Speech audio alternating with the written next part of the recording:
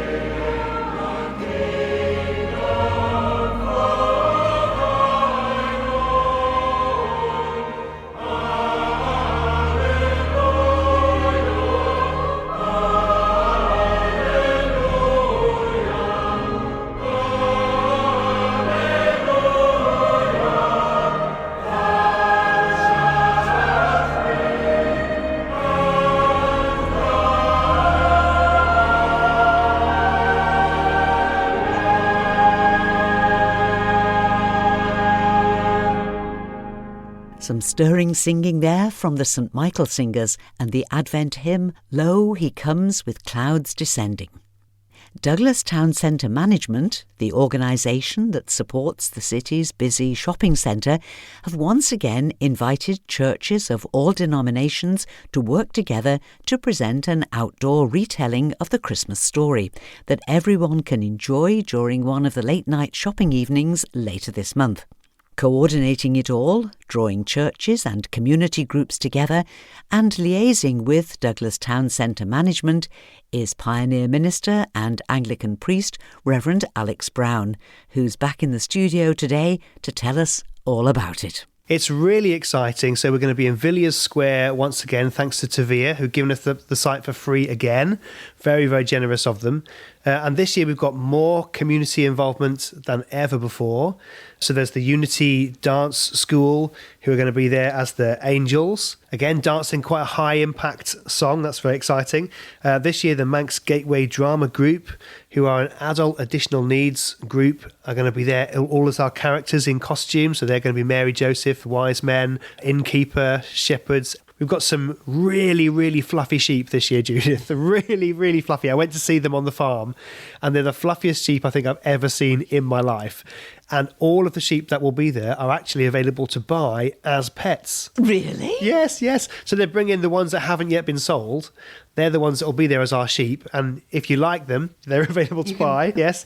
Spinning Vannin are coming. They've got some fire flinging that they're going to do. So when the shepherds meet the angels, behind them on the big concrete benches, we're going to have 3 people there with kind of fire going all around them, which will just be absolutely fantastic. Ruth Kegan Gale is coming again as Manx Language Development Officer. So there will be another Manx song, which she's going to teach us. Salvation Army Band are going to be there to kind of get the atmosphere going right at the beginning. And my friend Richard Costain, who grew up on the island from the Costain family that have been here since like the 4th century or something, he's coming back over for the evening to sing for us to finish the whole thing off. He's going to sing a beautiful Christmas song. So the whole stage has been set, all the characters are there.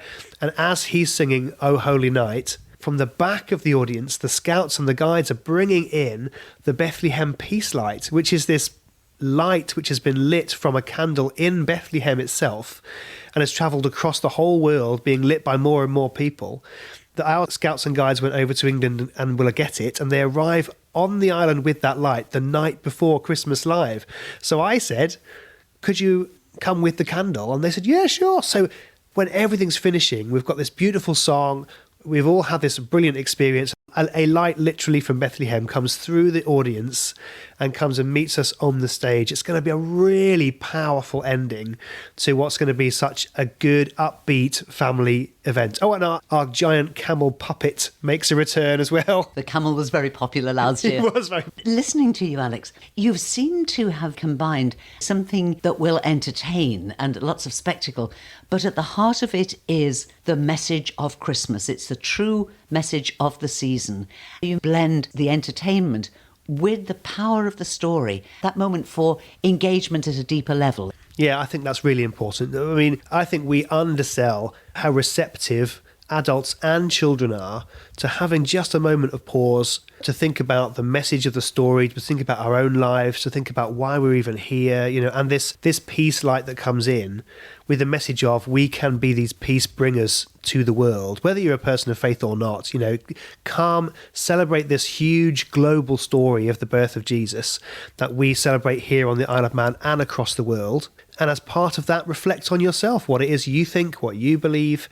It's going to be absolutely wonderful. So give me all the details, the practical details. So tickets are free. I think last year we charged like £1 per ticket or something. We're not doing that this year. So this year it's totally free. And you just go on to christmaslive.im, which is a very simple website to remember, christmaslive.im. And there's the link to Eventbrite with the Eventbrite tickets, and you can buy about 10 at a time. As you say, whilst the tickets are free, in fact, the whole thing is free, it's just controlling numbers for everybody's safety and comfort. So that's why it is important to get those tickets beforehand. But of course, if you find that you can just come along on the night, then just come along. And if it's possible, everybody will get in. So we know that it's in the Villiers Square, that's opposite 1886. That's a good landmark for it. So when and what time? So it's going to be on the Thursday, the 15th of December at 6:30. Thursday the 15th will be a late night shopping night in Douglas. So shop beforehand, come along to us at 6:30. The actual performance will last, what would you say, about 3/4 of an hour, something like that? Oh, yeah, 45 minutes or an hour. We've got people from church who are going to be collecting litter at the end to make sure that the whole site's nice and clean and giving out programmes and stuff like that. But also my co-host. So for the first time ever in the history of Christmas Live, I wanted a co-host. And so I approached Emma Nudd, who's the youth worker for Broadway Baptist Church, and she just said yes straight away. So we've been through the script together. She is absolutely brilliant as a presenter and as a person. So really, really excited that actually there'll be two of us leading the whole thing through as well. So I think this year it will feel like there's a bit more energy and vibrancy even than there was last year. This is not the first time that you've done it. And I think what is impressive, Alex, is that the core message is in no way compromised, diluted, changed. The core message is still the same, but you do work very hard to keep it fresh. So if somebody's been to this before, it's not a question of saying, I guess it'll just be the same, because it won't be, will it? Oh, no, definitely won't be, no. Especially with the fire jugglers there this year. Thank you, Spinning Van In. And with the peace light, that's very different as well. And with the dancers are in a different part. And the feel of the dance is going to be quite different. Ruth's Manx song is a different song to last year. So, yeah, really trying to change it up. I would hate someone to come and go, oh, you've just done a carbon copy of last year, because I wouldn't want to go to that.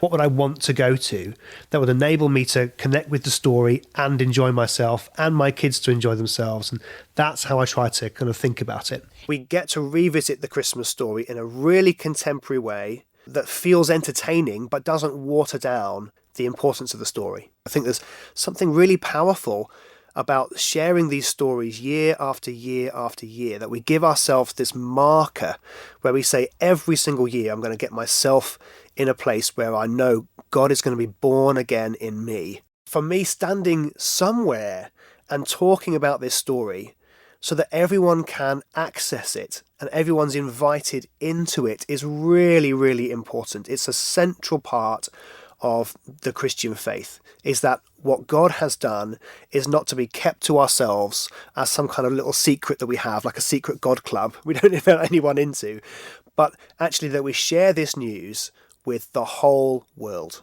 It's sharing the joy and the promise and the hope, because we do need something that says this is not all there is. Yeah, definitely. And one of the really key messages of the Christmas story is God cares so much about his world that he intervenes. He comes and he steps in, and that he totally identifies with who we are and the position we find ourselves in. I mean, for Jesus to be born out of wedlock in a rundown part of a Middle Eastern country, and then to be a refugee straight away, to be almost killed by this crazy king. And you look at the world situation that's happening now, and you think that is happening to so many different groups of people. And we could say, well, how does God know what it feels like? And the answer is he purposefully went out of his way for Jesus to live through all of that kind of stuff, so we can have a God who totally identifies with us. Prepare ye the way of the Lord. Prepare ye the way of the Lord. Prepare ye the way of the Lord. Prepare ye the way of the Lord. Thank you to Pioneer Minister Rev'd Alex Brown with news of this year's Christmas Live in Douglas on December the 15th. And the website where you can claim your free tickets is quite simply christmaslive.im. And now it's time to welcome back author and broadcaster Richard Littledale, a recently retired Baptist minister who's joining us each week during December to share a reflection taken from his book entitled 37 Kings and a Budgerigar. It's a book of daily Advent reflections inspired by Richard's personal collection of nativity sets from around the world. Do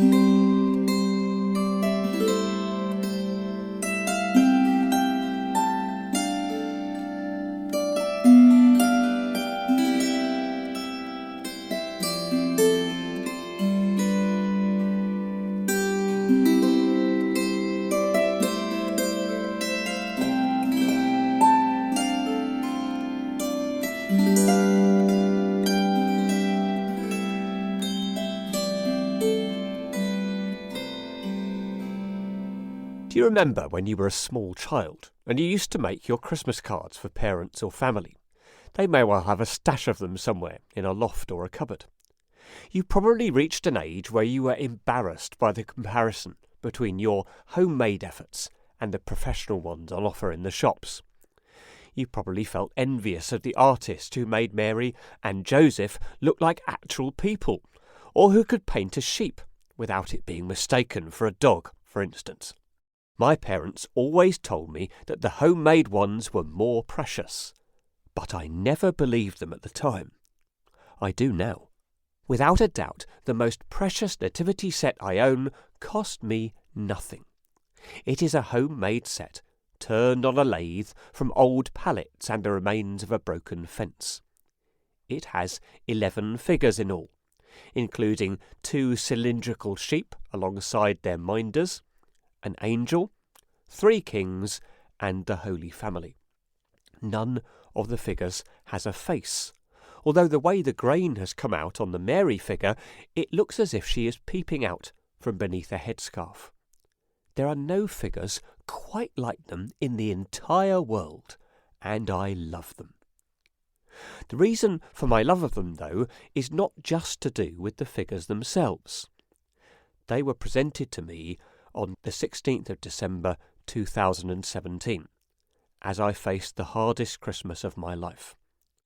My beloved wife Fiona, to whom I had been married for 30 years, had died just a few weeks earlier, and I was facing Christmas without her.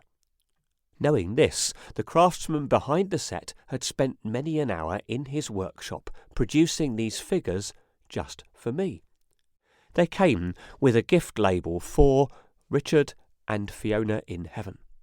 Every year, that precious label gets packed away along with the set itself. Even now, the tears prick at my eyes as I think of the kindness in such an act. My nativity sets come in all kinds of materials: wood, glass, metal, clay and fabric. They come in bright colours, dull colours, and every shape and size. Behind all of that, though, is a story older than any artist or sculptor who has made them. Behind that story, no matter how it is depicted, is the tale of God's selfless love, who reached out to us. He did it at great cost, and because of our great need. John's Gospel doesn't have a nativity story, but let's listen to his account of Christ's coming in John chapter 1, verses 1 to 12. In the beginning was the Word, and the Word was with God, and the Word was God. He was with God in the beginning. Through him all things were made. Without him nothing was made that has been made. In him was life, and that life was the light of mankind. The light shines in the darkness, and the darkness has not overcome it. There was a man sent from God whose name was John. He came as a witness to testify concerning that light, so that through him all might believe. He himself was not the light. He came only as a witness to the light. The true light that gives light to everyone was coming into the world. He was in the world, and through him the world was made, but it did not recognize him. He came to that which was his own, but his own did not receive him. Yet to all who did receive him, to those who believed in his name, he gave the right to become children of God.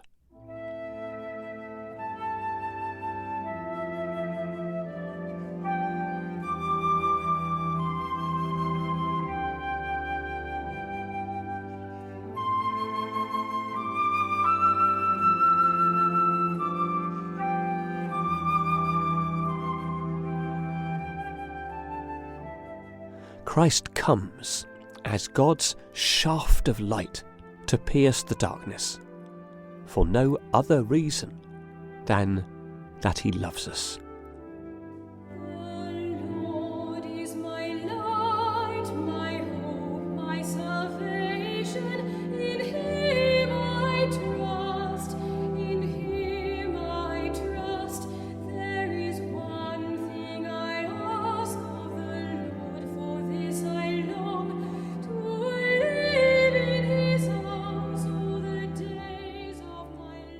Let's pray.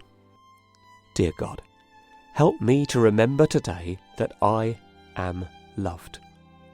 This is a message starting from your very heart and written in your very flesh. Today, help me to be more grateful than ever that you have pierced my darkness with your light. Amen.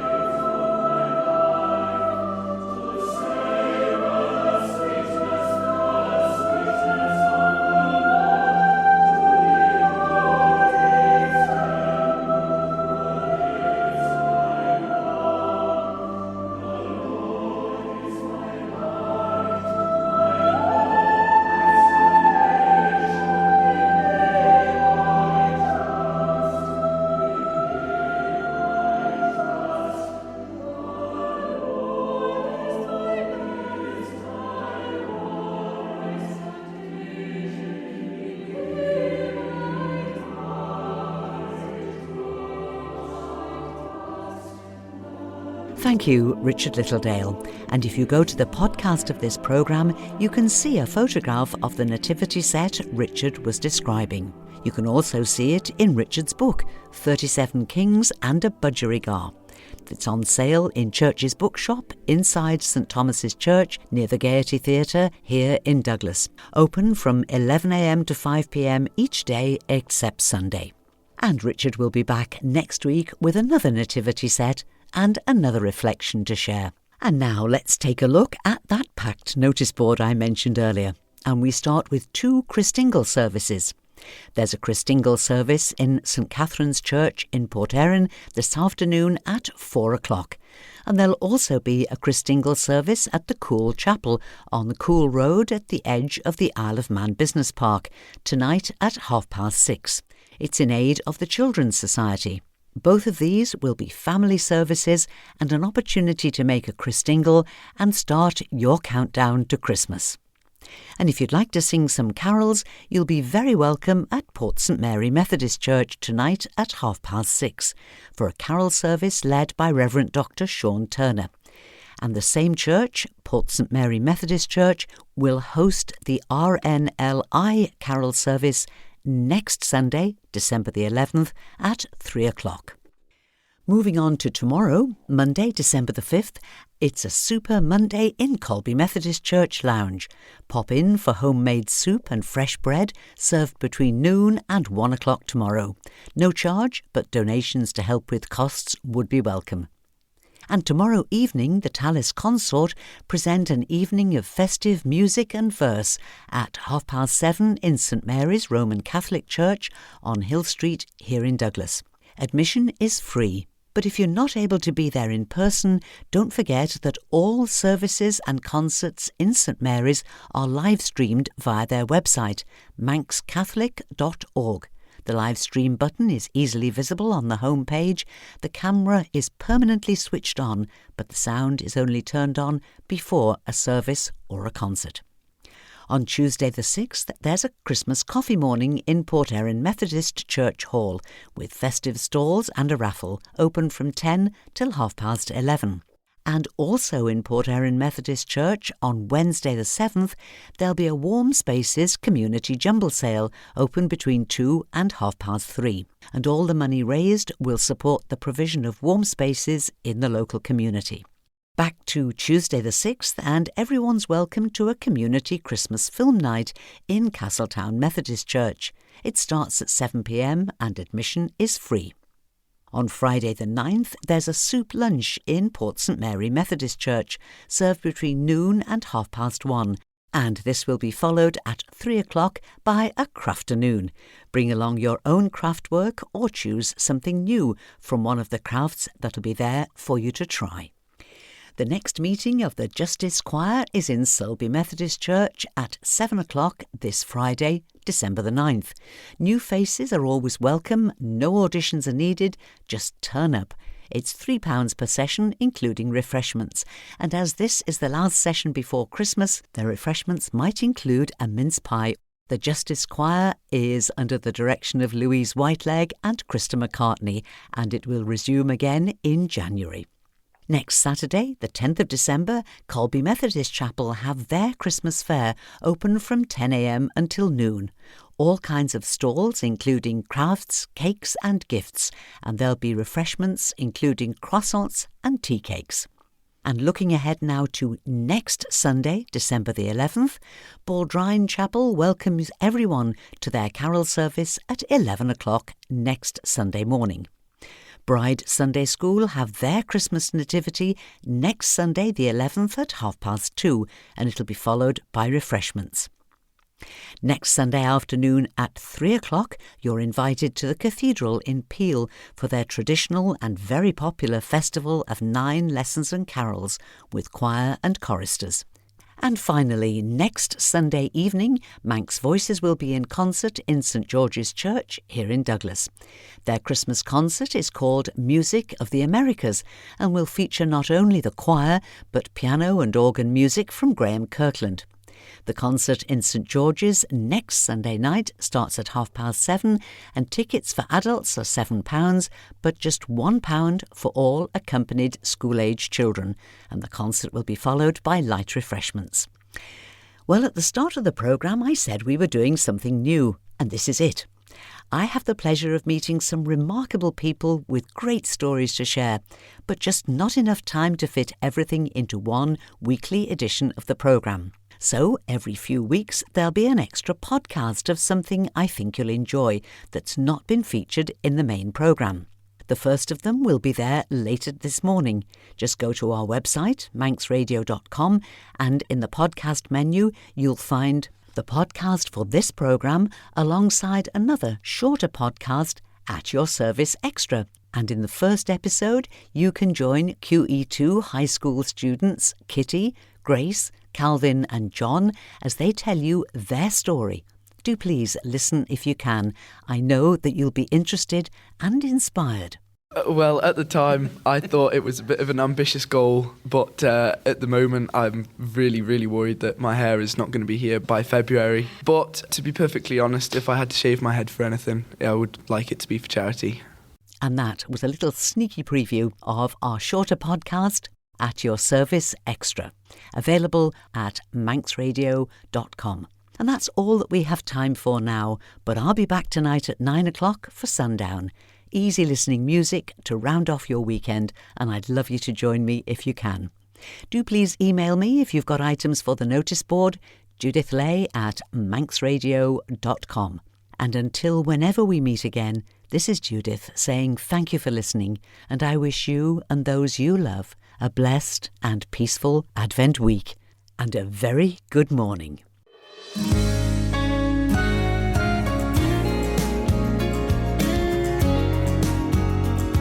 The nation stands.